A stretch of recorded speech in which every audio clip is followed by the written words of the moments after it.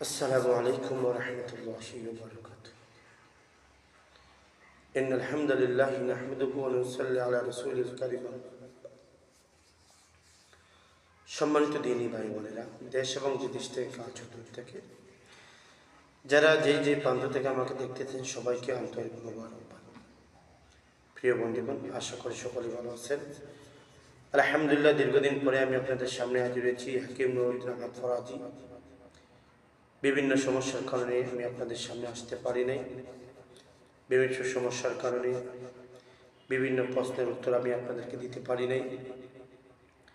এই জন্য আমি আপনাদের কাছে দুঃখিত। আমাকে সবাই মাফ করে দিবেন অনেকের প্রশ্নের উত্তর না দেওয়ার কারণে।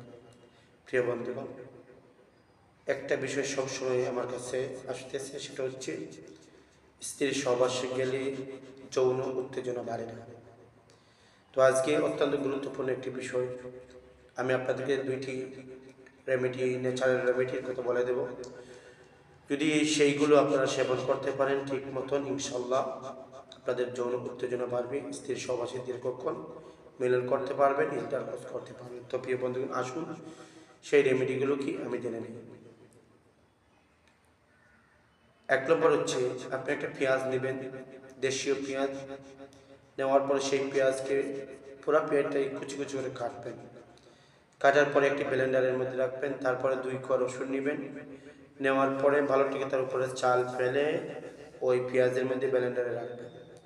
ওইটাকে ভালোটিকে ব্লেন্ডার করবেন। ব্লেন্ডার করার পরে ওটাকে চাটনি দিয়ে ভালোটিকে সেকে ওর থেকে আপনি রস বের করবেন। রস বের করার পরে ওই রসের মধ্যে আপনি অরিজিনাল পাহাড়ি 1 চামচ খাঁটি মধু দিবেন। দেওয়ার পর নাড়াচাড়া করে ওই রসগুলো আপনি সকালে 2 চামচ, রাত্রে 2 চামচ, এইভাবে আপনি 7 দিন খান। ইনশাআল্লাহ আল্লাহ তাআলা চাহেন তো আপনার যৌন উত্তেজনা বাড়বে এবং আপনার ওয়াইফের সাথে আপনি দীর্ঘক্ষণ ইন্টারকোর্স করতে পারবেন। তো প্রিয় বন্ধুগণ, যৌন উত্তেজনার বড় ঔষধ এটা। যদি কারো প্রশ্ন থাকে আমার সাথে ফোনে কথা বলবেন।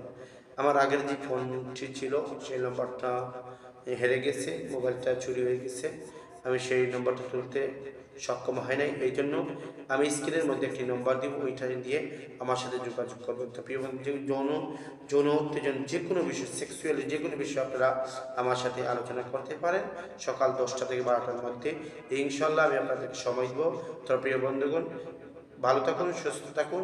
আসসালামু আলাইকুম ওয়া রাহমাতুল্লাহি ওয়া বারাকাতুহু।